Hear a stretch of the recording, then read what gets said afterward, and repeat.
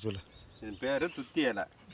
இந்த துத்தி இலையை உள் மூலம், வெளி மூலம், ரத்த மூலம், இந்த மூல நோய் இருக்கிறவங்க இது கூட 7 இலை எடுத்து ஒரு இலைக்கு ஒரு சாம்பார் வெங்காயம் சேர்த்து பச்சை மென்று முழுங்கினாங்கன்னா ஒரு 20 நாள் தொடர்ச்சி அவங்க காலையில் சாயந்தரம் 2 வேளை அதை எடுத்துக்கினாங்கன்னா உள் மூலம், ரத்த மூலம், வெளி மூலம் இது எல்லாத்துக்கும் குணப்படுத்தக்கூடிய ஒரு அற்புதமான ஒரு மூலிகை இந்த துத்தி இலையில் இருக்குது. பார்த்துங்க நண்பர்களே, இதுதான் துத்தி இலை. அப்புறம் வேறு இது வந்து மூக்கரட்டை செடி. இதுக்கு பேர் வந்து மூக்கரட்டை கீரை. மறுபடியும் காட்டு. இது பாருங்கள், இது வந்து மூக்கரட்டை கீரை. முடக்குவாதம், கை மூட்டு வலி, கால் மூட்டு வலி, கிட்னியில் இருக்கிற அழுக்கு இதெல்லாம் சுத்தப்படுத்தக்கூடிய ஒரு அற்புதமான ஒரு மூலிகை. இது பேர் மூக்கரட்டை. இது நல்லா நீர்நிலை இருக்கிற இடத்துல நல்லா வளர்ச்சியாக நீண்டு ஒரு 3 சென்டிமீட்டர் 2 சென்டிமீட்டர் வரைக்கும் நல்லா கொடியாக வளரக்கூடிய ஒரு தாவரம். இதை நீங்கள் எடுத்து பயன்படுத்துறீங்கன்னா, நீங்கள் பாருங்கள், இதை உடச்சி காட்டுறேன். நம்ம மூட்டு எப்படி இருக்குதோ அந்த மாதிரி அப்படி மூட்டுக்கு மூட்டு அப்படியே அழகாக கட் ஆகிடும். இதில் இருக்கிற மூலிகையில் ஒரு சிறப்பான ஒரு சிறப்பு எதுனா, அங்கே பாருங்கள், அப்படியே மூட்டுக்கு மூட்டு அப்படியே விட்டுரும். இதை எடுத்து நம்ம காலையில் சுடுநீரில் ஒரு 3 டம்ளர் தண்ணி போட்டு ஒரு கைப்பிடி அளவுக்கு அந்த தழையை போட்டு கொஞ்சோண்டு சீரகம், கொஞ்சம் மஞ்சள் பொடி போட்டு கொதிக்க வச்சு காலையில் வடிகட்டி ஒரு டம்ளராக சுண்டை வச்சு குடித்தோம்னா நம்மளுடைய இந்த மூட்டு சம்மந்தப்பட்ட அனைத்து வியாதிகளுக்கும் ஒரு அற்புதமான ஒரு மருந்து. கிட்னியை நல்லா ஃபியூர் பண்ணி சுத்தப்படுத்தக்கூடிய ஒரு மருந்தாக இது இருக்குது. இது பாருங்கள், நல்லா இப்போ இங்கே வறட்சியான இடம்ன்றதுனால இது தரையில் இருக்குது. இன்னும் நல்லா நீர்நிலை இருக்கிற இடத்துலலாம் பார்த்திங்கன்னா நீர் இப்போ சம்மந்தப்பட்ட ஒரு மோட்ரு கோட்டா, ஒரு கிணறு, இந்த மாதிரி பக்கத்துலாம் போனீங்கன்னா நல்லா நீண்டு வளரக்கூடிய ஒரு கொடி தாவரம் இது. இது பேர் தான் மூக்கரட்டை கீரை. நீங்கள் நம்ம முருங்கைக்கீரை சாம்பார் வச்சு சாப்பிட்ற மாதிரி கூட இது சாம்பாராகவும் வச்சு பயன்படுத்தி சாப்பிட்லாம்.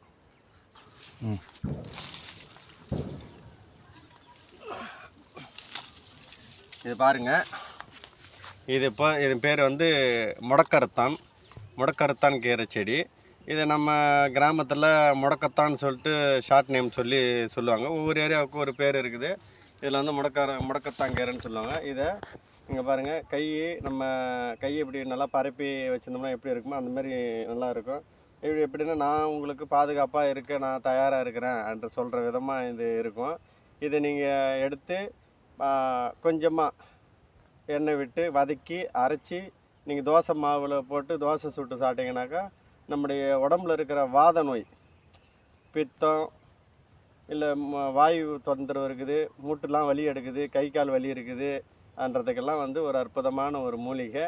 இதை நீங்கள் பயன்படுத்தினீங்கன்னா அதனுடைய தன்மை உங்களுக்கு நல்லா புரியும். இதை நீங்கள் தொடர்ச்சியாக ஒரு வாரத்துக்கு பயன்படுத்தி பாருங்கள். இதனுடைய பலன் நல்லா உங்களுக்கு கூடிய சீக்கிரத்தில் தெரிய வரும். இது தாலிக்கொடி. இது வந்து தாலிக்கீரை. நம்ம ஹார்ட் வடிவில், நம்ம இதயம் ஹார்ட் வடிவில் இந்த கீரை இருக்கும். இதை நீங்கள் பயன்படுத்தி சின்ன வெங்காயம் தெரியுங்களா, சாம்பார் வெங்காயம்னு சொல்லுவாங்க. அந்த சின்ன வெங்காயத்தை கூட கொஞ்சமாக 4 துண்டு பச்சை மிளகா, ஒரு தக்காளி, ஒரு 10 சின்ன வெங்காயம், ஒரு 4 பல் பூண்டு போட்டு இது நல்லா வதக்கி துவட்டி அப்படியே எடுத்து நீங்கள் சாதத்தோடு பிசைஞ்சு சாப்பிட்டிங்கன்னா நம்ம மாரில் இருக்கிற சளி தொந்தரவு நீங்கும். இது சளிக்கு ஒரு அற்புதமான ஒரு மருந்து. இது மூலிகை செடி. நாவரிக்கீரை. இது நாவரிக்கீரை. இது வந்து நாவரிஞ்சி செடின்னு சொல்லுவாங்க, நாயுரிக்கீரைன்னு சொல்லுவாங்க.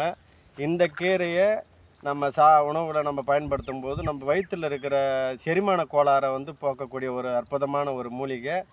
சாப்பாடு செரிக்கலை, வயிறு உப்பசமாக இருக்குது, சாப்பிட்ட உடனே வயிறு டைட்டாக தெரியுது, மதன்னு இருக்குது, செரிக்க மாட்டேங்குது அப்படின்றதுக்காக இதை வச்சு நம்ம வந்து துவையல் மாதிரி வச்சு, கீரையாக கடைய முடியாது, இதை ஒரு துவையல் மாதிரி வச்சு ஒரு சட்னியாகவும் பயன்படுத்தலாம். இதை சாப்பிட்டிங்கனாக்கா நம்ம செரிமான மண்டலத்துக்கு நல்ல ஒரு அருமையாக வேலை செய்யக்கூடிய ஒரு மருந்து. இதை ஒரு வசி செடியாகவும் சொல்லுவாங்க.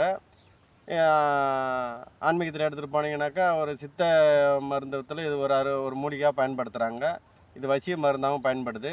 இதனுடைய விதைகள் இப்போ இதில் இல்லை, கொட்டிடுச்சு, வெறும் காம்பு தான் இருக்குது. இது இந்த காம்பு இப்படி நீட்டாக இருக்கும். இதில் அதனுடைய விதைகள் எல்லாமே நீட்டாக இருக்கும்.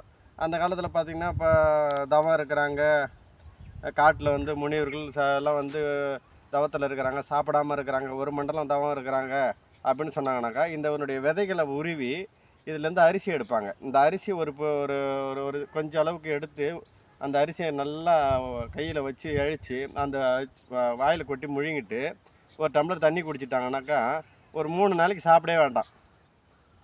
அது தொடர்ச்சியாக அதை வந்து பசி எடுக்காது. அந்த பசி தூண்டாத அளவுக்கு இந்த பசியை கட்டுப்படுத்தி, அதனால தான் அந்த முனிவர்லாம் வந்து ஒரு வாரம் 10 நாள் 20 நாள்னு சொல்லிட்டு தவத்தில் இருக்கக்கூடிய அளவுக்கு இது பசியை தூண்டாமல் இருக்கக்கூடிய ஒரு ஒரு இது. இதை நீங்கள் பயன்படுத்துனீங்கன்னா இதனுடைய மகிமை உங்களுக்கு தெரியும்.